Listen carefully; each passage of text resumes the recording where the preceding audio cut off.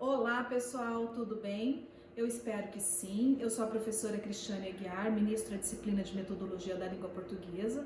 E nesse momento, então, nós estamos aqui para falar sobre esta aula, né, que é sobre essa disciplina, que é a disciplina de Metodologia da Língua Portuguesa, um momento bastante especial que nós todos estamos passando, e então por isso nós estamos aqui, né, num ambiente diferente dos nossos estúdios, para poder conversar um pouquinho então a respeito desta primeira unidade do livro e sobre os conceitos básicos dessa disciplina, tá bom? Eu espero que você tenha conseguido já dar uma olhadinha nas nossas aulas conceituais que estão todas disponíveis para vocês. As aulas ao vivo, né, que nós transmitimos em 2019, elas estão disponíveis também para que vocês possam fazer o acompanhamento, certo? Então eu espero realmente que vocês acessem todos esses recursos e, além disso, a nossa aula extra. Então nós gravamos uma aula muito especial também lá no colégio, né? Chamamos as professoras com uma experiência tão grande, com uma bagagem muito relevante, para que elas pudessem conversar um pouquinho com a gente a respeito das práticas, né, a rotina delas de sala de aula. E aí então foi bastante rico esse momento e também está disponível para vocês acompanharem. E é a partir dessa aula extra que vocês vão elaborar aquele plano de aula que é a proposta de mapa. Então é importante também que vocês ouçam as explicações que foram dadas para que essa aula pudesse acontecer, né? E que vocês possam realizar essas atividades com bastante tranquilidade. E tenham bastante tranquilidade mesmo, porque à medida que nós formos discutindo, nós formos conversando, esse material vai sendo esclarecido e aí vocês conseguem ter um pouquinho mais de noção do que é para ser feito nessa atividade, tá? Bom, então nós estamos na disciplina de Metodologia da Língua Portuguesa. Eu gostaria que vocês vissem a respeito do nosso plano de ensino. Tá? Esse é um documento bastante importante, todas as disciplinas possuem esse documento disponível, tá? E é ele que norteia a disciplina, né? É o que vai dizer para nós quais são os conteúdos que devem ser trabalhados, quais são as habilidades e competências, o que influencia o nosso trabalho para que a gente possa atuar junto a vocês, tá bom? Eu trago aqui uma ilustração apenas, não vou fazer a leitura dele porque ele está disponível para você, então você baixa esse documento, ele é seu, faça a leitura e tenha entendimento do que é realmente o nosso plano de ensino, tá bom? Seguindo, então, gostaria de esclarecer para vocês quais são os conceitos, né, os objetivos principais da nossa disciplina. O objetivo, então, é refletir acerca das situações de interação comunicativa dos usuários da língua. Então, a língua portuguesa, apesar de nós já estarmos inseridos, né, nesse contexto, nós já falarmos a língua portuguesa, ainda precisamos ter muito entendimento do que é realmente, do que está por trás, né, quais são as normas cultas da língua, o que envolve uma boa leitura, o que leva a pessoa a ser um leitor, quais são as técnicas, né, para uma boa interpretação, o entendimento da gramática, enfim, os conceitos básicos que envolvem a disciplina. Seguimos então. A nossa unidade 1, ela tem como título a formação leitora e o desenvolvimento da escrita a partir do texto. Então nós vamos falar bastante a respeito do texto, né? E o que é um texto, senão o que ele requer, na verdade, de um bom leitor, né? Para que esse texto ele tenha o efeito, né? Ele se cumpra dentro do contexto social, ele precisa realmente de um bom leitor. E quem é o leitor? Se nós estamos falando de uma disciplina de metodologia da língua portuguesa, nós entendemos então que nós estamos trabalhando com as crianças para que elas sejam leitoras, né? E como vai ser feito esse trabalho? Qual é o trabalho do pedagogo nesses espaços de atuação para a formação do leitor, certo? Tem um autor que ele se chama Olavo Bilac e ele tem uma citação que eu gosto bastante e ela é bem oportuna para o nosso momento. Ele diz o seguinte: amo-te assim, desconhecida e obscura, amo-te, ó rude e doloroso idioma. Percebem como você pode amar uma língua que é dolorosa, uma língua que é rude, né? Então são as expressões que ele utiliza. Ela é dolorosa, é um idioma doloroso. E por que é doloroso, né? Por que causa o estranhamento na gente? Por que nós temos tanta dificuldade para entender a gramática da língua portuguesa, não é mesmo? Porque realmente ela envolve esses conceitos que estão para muito além daquilo que nós convivemos rotineiramente.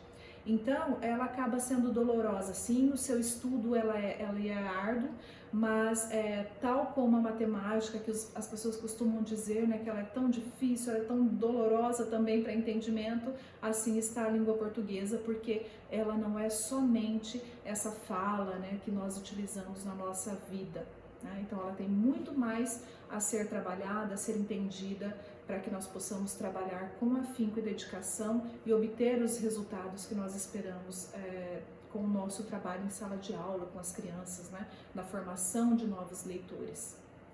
Então eu gosto bastante dessa expressão. Além disso, eu também trago mais uma reflexão que é: ler é um ato que mobiliza o pensamento, os sentimentos, a sensibilidade, a avaliação crítica e a visão de mundo do leitor. Logo, é um processo. Então, se eu falo de estudar a língua portuguesa, eu entendo que eu estou em processo.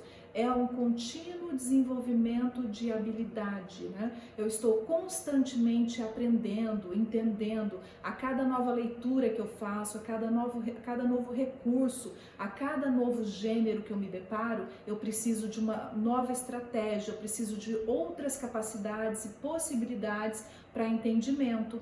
Então, por isso que eu digo, né, que eu posso afirmar que ela é um processo. O que você tem a ideia de processo é o quê? É uma ação, né? É uma constante na nossa vida. Então nós precisamos rotineiramente buscar esse desenvolvimento, né? Para que a gente possa realmente ter entendimento e poder despertar no outro essas habilidades também. Seguimos aqui então. Eu trago uma outra reflexão aqui, que ela diz o seguinte: a criança é criativa e precisa de matéria-prima sadia e com beleza para organizar seu mundo mágico, seu universo possível, onde ela é dona absoluta, constrói e destrói. Constrói e cria, realizando tudo o que ela deseja. A imaginação bem motivada é uma fonte de libertação com riqueza. É uma forma de conquista de liberdade que produzirá bons frutos como a terra agreste, que se adubada enriquece e produz frutos. Então é uma citação que eu gosto bastante, que é de Carvalho. Lá em 89 ele já dizia, né? Já dizia que a imaginação ela precisa ser motivada, né? E esse é o nosso papel, esse é o nosso trabalho quando a gente se propõe a trabalhar com as crianças e formar leitores. Então nós vamos refletir acerca dos seguintes aspectos: a criação do hábito da leitura desde bebê, a leitura como obrigação e a leitura por prazer. Como criar o hábito da leitura para quem não tem? Cinema, livros, qual a vantagem de ler o livro antes de ir ao cinema e assistir o filme? Então essas reflexões eu também trago para as aulas que foram transmitidas ao vivo, e aí então vocês vão poder interagir conosco aqui nesse ambiente por meio do fórum. Tragam suas considerações, eu quero saber o que você pensa a respeito disso.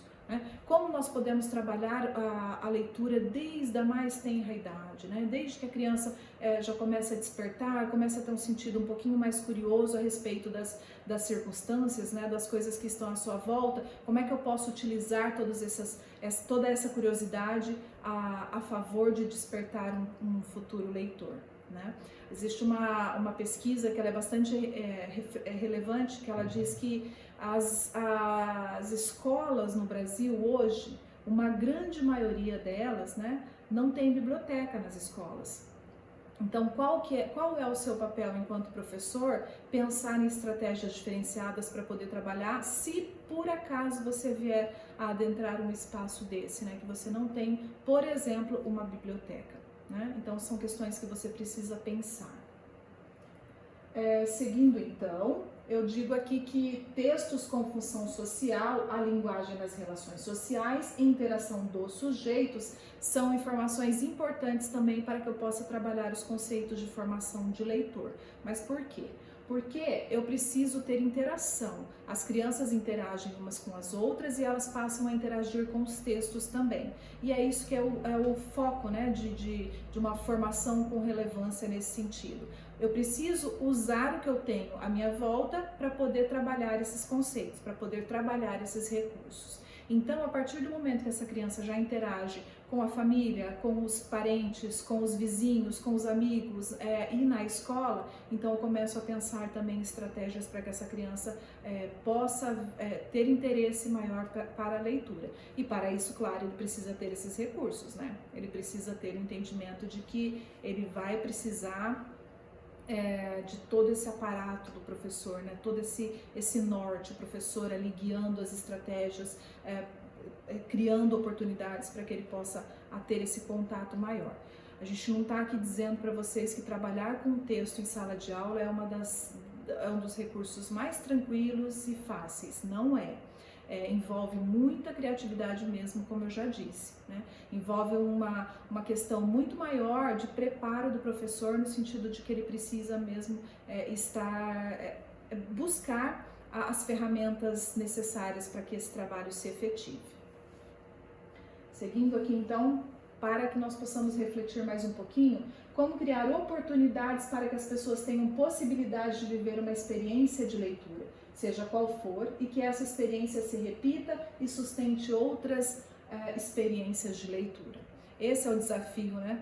Como fazer esse tipo de trabalho, como trabalhar dessa forma, como enriquecer o seu trabalho em sala de aula, para que a criança entenda que ela também, a partir das experiências que ela tem fora daquele contexto, possam auxiliar o seu entendimento e gostar, né? Gostar da leitura, gostar de pesquisar, ir a fundo, né? naquilo que ela começa, porque por muitas vezes nós vemos as crianças olham o livro, analisam, olham a capa, o título, e só aquela leitura básica ali, sem profundidade, já lhe é sustentável, né? Já é suficiente, e não é esse tipo de leitor que nós queremos formar, né? Lembrando que o nosso intuito aqui, então, é pensar na formação do leitor.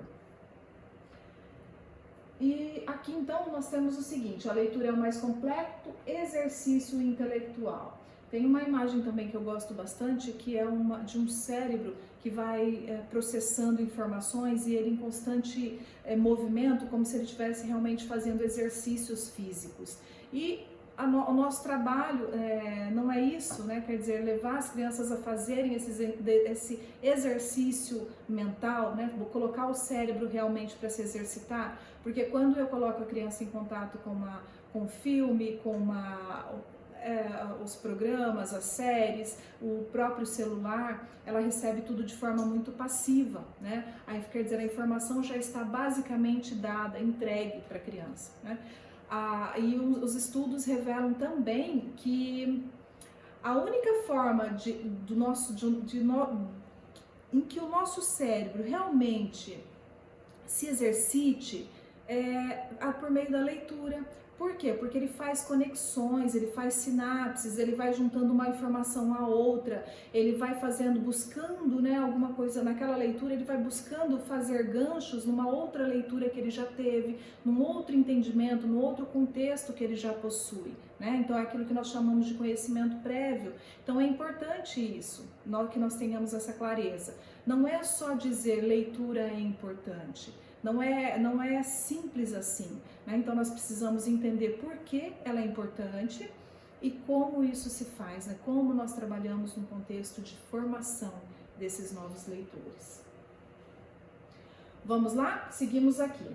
Atualmente, exigem-se níveis de leitura e de escrita diferentes e muito superiores aos que satisfizeram as demandas sociais até bem pouco tempo atrás. E tudo indica que essa exigência tende a ser crescente. A nossa sociedade está muito diferente, né? Nós precisamos de pessoas diferentes para atuar hoje em dia. Nós precisamos de seres críticos, né, que tenham poder de reflexão, capacidade de analisar uma informação, ver se aquilo realmente faz sentido, se existe, buscar outros comparativos para que eu possa analisar e chegar a uma conclusão, né? Então a criança, sim, ela já tem a capacidade de começar a entender como se faz isso, né? Então é importante que nós entendamos isso. Então, para a escola, como espaço institucional de acesso ao conhecimento, a necessidade de atender a essa demanda implica uma revisão substantiva das práticas de ensino, que tratam a língua como algo sem vida e os textos como conjunto de regras a serem aprendidas. bem como a constituição de práticas que possibilitem ao aluno aprender linguagem a partir da diversidade de textos que circulam socialmente. Então, ele se depara com esses variados textos, né, no nosso plano de aula lá. Então, nós cobramos essa questão, os gêneros textuais. Então, você precisa saber quais são esses gêneros e quais as formas variadas de você trabalhar com esses gêneros no contexto de sala de aula. E a partir daí, então, você vai começar a colocar a criança em contato com essas práticas, né? São práticas de ensino que tratam a língua como algo, contrariamente àquilo que se diz que é algo sem vida, que não é verdade, certo? Vamos lá, então. Seguindo. Quais são os problemas, professora, que afetam a leitura? O que você entende que pode ser podem ser marcas negativas, né, nesse processo de formação? São variados, né, e muitos também. E aí, se nós conhecermos alguns deles, a gente consegue pensar em práticas, estratégias para poder né, dar um novo sentido a essa prática, essa nossa prática. Então, a leitura sem sentido. Então, quando eu proponho uma leitura para a criança e ela não tem uma reflexão prévia, ela não foi analisada, ela não tem um sentido para acontecer, então isso se mostra como uma leitura sem sentido. Então, a criança leu mecanicamente, né, sem um entendimento, sem fazer as conexões necessárias. Atividades de leitura superficiais, quer dizer, não teve realmente a reflexão, a análise, né? Entender quem é o autor, qual é a proposta, né? O que ele tem de mensagem, o que aquilo ali pode fazer diferença para ela, para a criança, dentro desse contexto de sala de aula, mas que esteja também para além do que está posto, né? Para além da escola, e que possa fazer sentido para essa criança socialmente. Exercícios de cópias, né? Quantos de nós não tivemos esse tipo de ensino, né? Que tínhamos realmente exaustivamente copiar textos, sem entender exatamente o que estava sendo cobrado, o que estava sendo posto naquele texto. E é isso que nós, enquanto professores, que estamos conhecendo as estratégias atuais, os pensadores que nos propõem diferenciadas técnicas de entendimento e de escrita, de reelaboração. Então, o que esses autores, esses estudiosos, então, o que eles nos propõem para que nós possamos fazer a diferença, né? Para que essas crianças sejam educadas, criadas, formados como os novos leitores e que tenham entendimento dessa nova modalidade, essa nova forma de ver a vida, ver os textos e as mensagens, né? Leitura sem função social, isso aqui para mim é o mais importante, né? Quer dizer, a leitura que não forma, a leitura que não me transforma, que não faz de mim um leitor crítico. Nós estamos cercados de pessoas que veem uma mensagem e não conseguem fazer a devida interpretação daquilo, não conseguem entender exatamente o que está implícito e até mesmo explícito no texto. Então, porque são leituras que não fizeram conexões com outras leituras, né? Então, isso é bastante importante. Professores precisam formar leitores que estejam antenados com aquilo que se propõe como função social, né? Então, eu me sinto pertencente a uma sociedade, eu me sinto pertencente de um grupo a partir daquilo que eu leio, daquilo que eu estudo e daquilo que eu estou conhecendo. Sem sustentação teórica e prática, né, condizente com a função social, quer dizer, é um texto que não tem uma função e uma reelaboração teórica, né? Então isso é muito comum, nós estamos cercados desse tipo de texto e ele realmente não faz diferença alguma, são leituras mecânicas. E crianças como meros receptores, né? Então eu costumo falar que aquela criança, né, daquela educação bancária, né, que tem aquela ilustração onde o cérebro ele é cortado e as informações são depositadas dentro dessa cabeça e não faz sentido, né?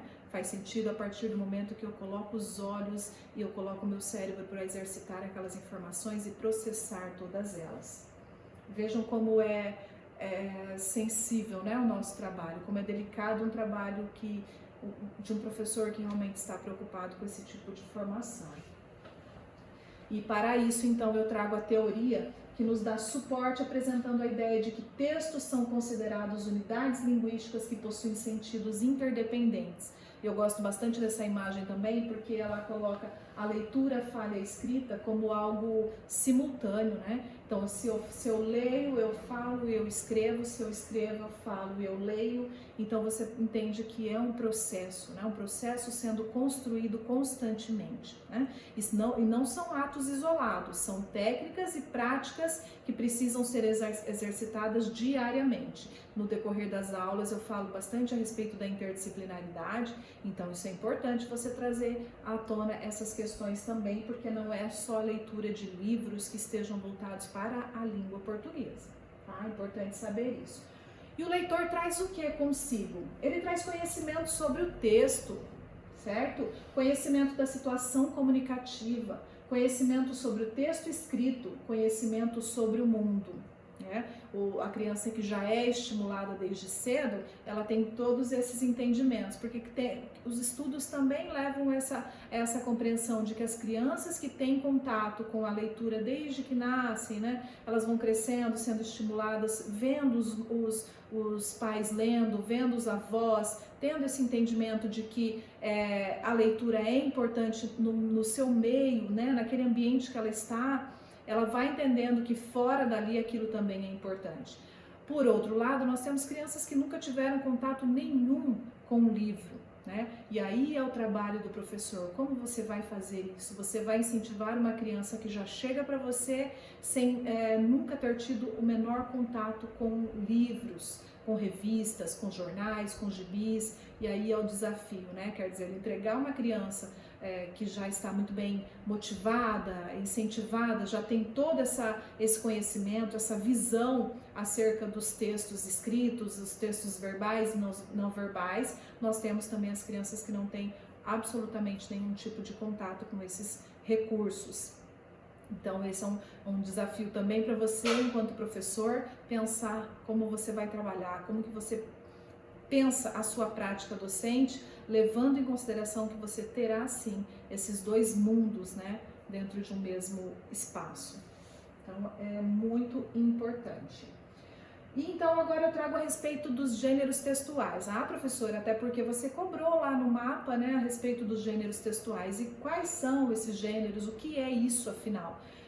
Você está cercado deles, tá? Só venho te dizer isso, que você, a todo momento, você tem contato com gêneros textuais. Olha do seu ladinho aí, tem um livro, não tem? Tem uma revista, um jornal, um gibi, uma fábula, um rótulo. Nossa, eu tenho um produto aqui em cima, aqui na minha casa que está aqui na minha frente.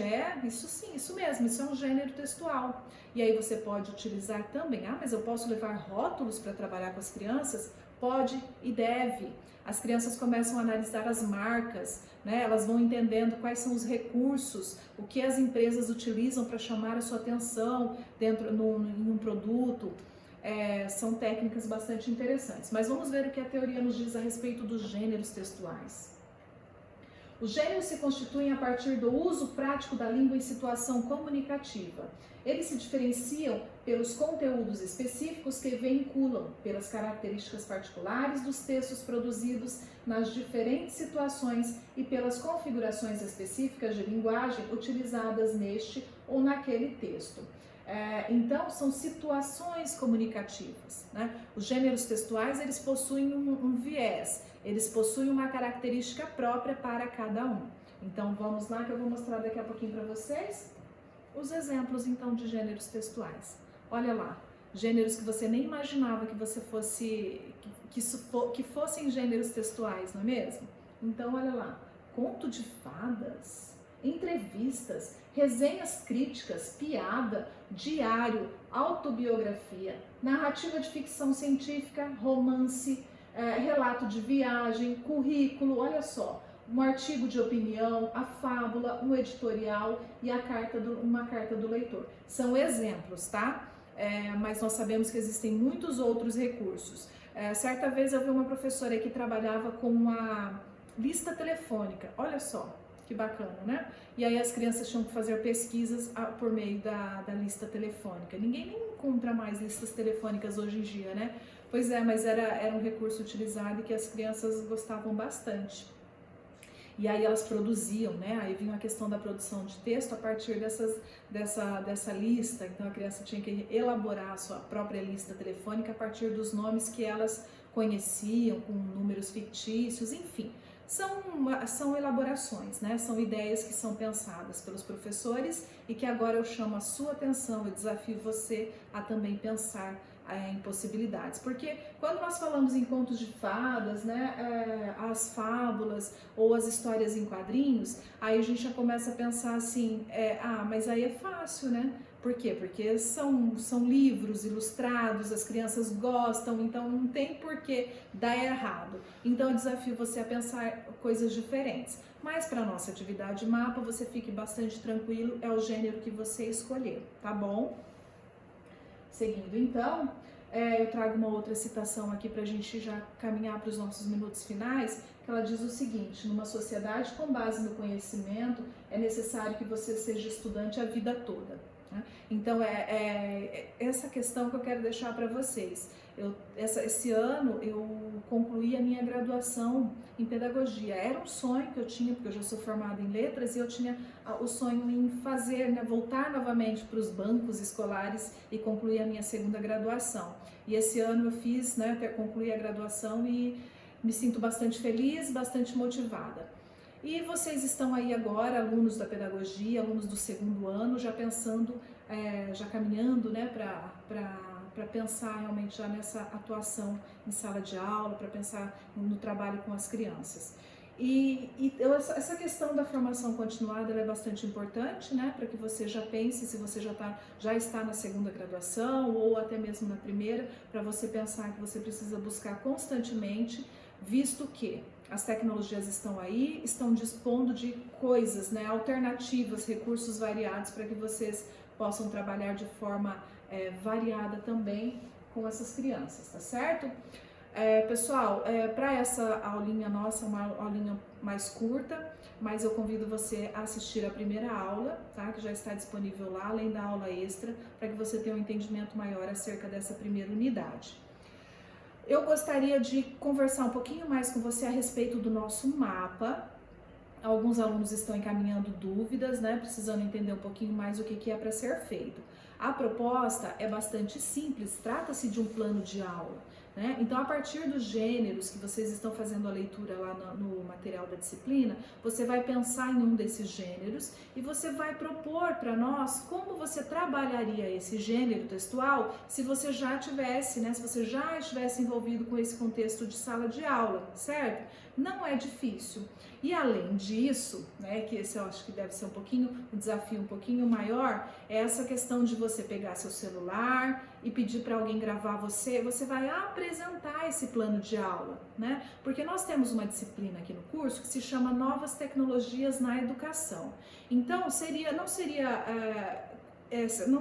incoerente se eu não colocasse, se nós não fizéssemos esse vínculo de uma disciplina com a outra. Então, se nós estamos com uma atividade bastante simples, que é um plano de aula, por que não trazer esse desafio, então, das novas tecnologias para você? Porque nós sabemos que vocês são capazes, né? Você vai gravar um videozinho curtinho lá, apresentando seu plano de aula. Mostra para nós o que você propôs e faz, então, a explanação desse plano de aula, tá certo?